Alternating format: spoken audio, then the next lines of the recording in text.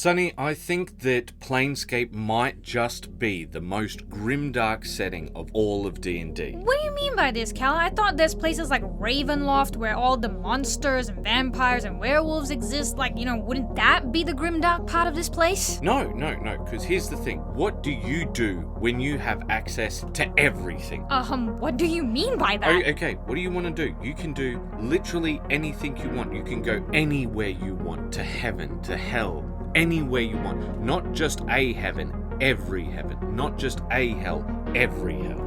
Yeah, well, if I had that many options, I guess I wouldn't know what to do with myself. And see, this is what happens to the citizens of Sigil. They just don't care about anything. There's a line that haunts me from this campaign book that I read so many years ago. The citizens of the lower ward crowd around the back of butcher shops for entertainment so that they can watch the animals be slaughtered. Jeez, that is really sick. But that's the citizens of Sigil. They're these people of the cities who they've just got anything and everything, but they don't have anything, so they'll take their entertainment from anything. Yeah, I don't want to know what real entertainment looks like, if that's the case. No. Some of the times it can get pretty dark. And see, this is my point, right? The thing is, you know that heaven is real. Yeah. Not just a heaven, but your heaven is real. What do you mean by my heaven specifically? Okay, because there's every iteration of heaven that exists within Planescape. Oh wow, that's really interesting.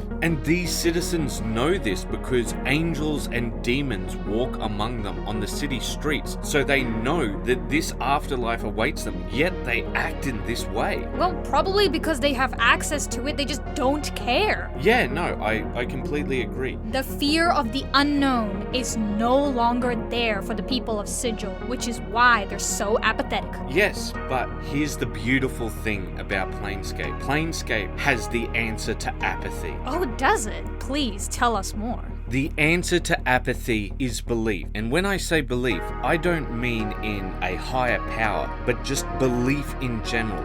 That is what this setting is all about. Your power of belief can literally change the landscape or the planescape.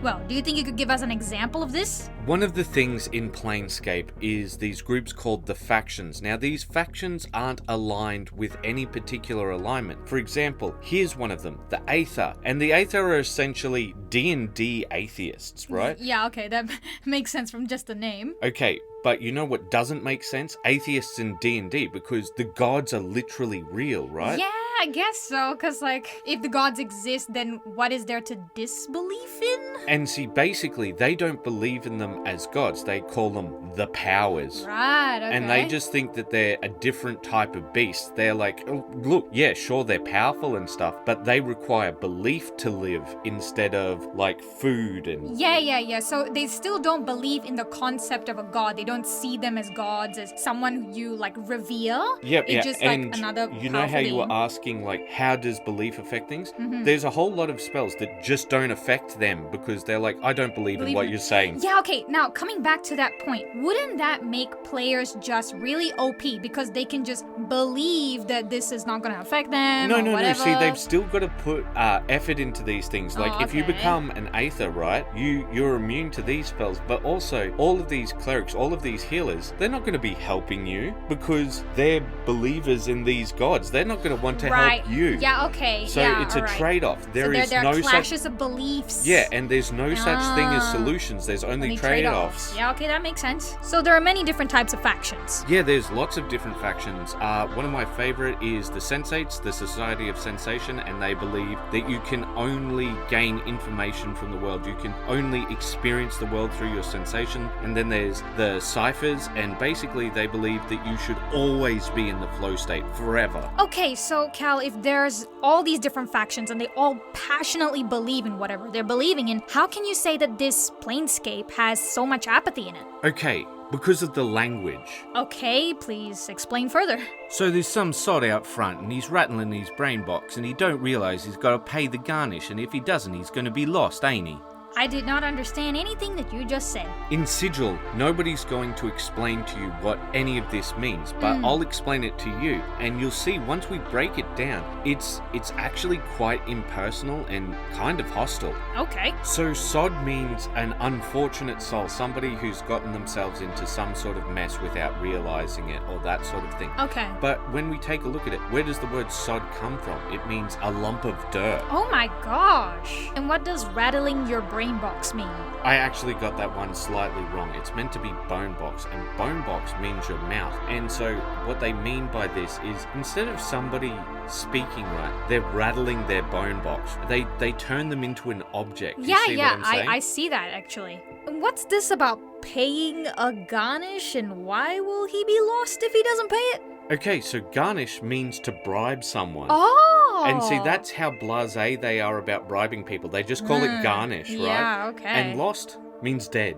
Huh? Yeah. Oh, because I did not make that connection at all. I just thought that he would be actually lost, like, spiritually lost, or you know what I mean? Yeah, but now, so when we take a look at how they speak about people, you see just there's no correlation to anything. There is a very good correlation, like the garnish meaning a bribe, right? Yeah. But it means that's so commonplace. Like bribery is just everywhere, right? Because if it's a garnish, right? You just put it on top, just toss it on. Yeah, it's just something a little bit fancy. Oh, yeah, okay. So that actually does tell me a lot about how, when you said it was impersonal, it was hostile. They just don't care. Yeah. You know, that they would even refer to a person's mouth as a bone box. Yeah. Or they're just rattling it about. They're making someone feel like an object, not like a person. Yeah, exactly. And now you can see what I mean, how it's the answer to apathy. The answer to apathy is to care about things, because all of these people don't care. They don't. So how does someone actually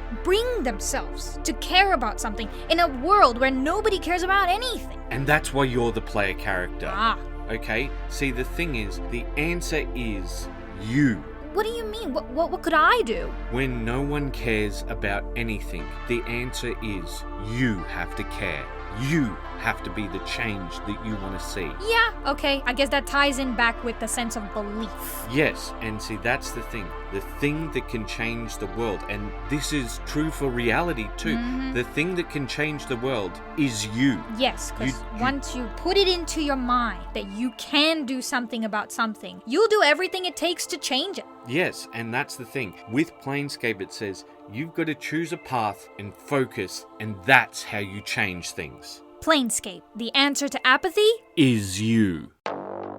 Sonny, that was chockers. There was so much I wanted to get to, and we didn't get to hardly anything. It did sound like something that is just too much to talk about. Yeah, it really is in but some ways. It all boils down to this one phrase that I heard that describes Planescape to a T. God punishes you in two ways. He can take everything away from you and watches what you do, or he can give you everything and see what you become. One of the things that I think is great about Planescape is all of these different heavens, right? Yeah. And all of these different hells. And I wanted to talk about some of these things, or the negative energy plane, the positive energy plane, all of these things. But you can take a look at Planescape and you can go, which heaven would I want to be a part of? And which hell would I want to run away from? Yeah, like, which would be the absolute worst hell for you? Because some of these hells, like, you can go, all right, well, I could probably cope with that, but there'd be these other ones where you'd be like, no. I cannot deal with that at all. Yeah. And I think that's probably a good way to lead your life. You take a look and go, all right, where do I want to be? Try and shoot for there, but also you want something to run away from. You want to be like, I don't want to be on the streets alone, or whatever it is. And like, you just go, all right, here's where I want to be, that's where I don't want to be. Yeah. And just go for it. Yeah, and that made me really interested to want to know more about the different factions and what they believe in. Yeah, and the factions are just so fascinating. Like, some of them, you look at them and you're like, how could you think in that way? Yeah. And then you're like, oh, some people are like that, aren't they? Yeah, and I guess it's a great portrayal about the different types of people that you will face in life and the different beliefs that you'll come across. Not only that, but I think one of the reasons why D&D is great is you get to try out a personality. Yeah. And you can see what it's like being someone like that. Yeah, and you can empathize with these different perspectives better that way. And some as of well. the times you can go, no, this is objectively objectively the wrong way to be because you can see the consequences. Yeah, exactly. Well, Sunny, I think we're getting kind of rambly, so let's close it out. Yeah,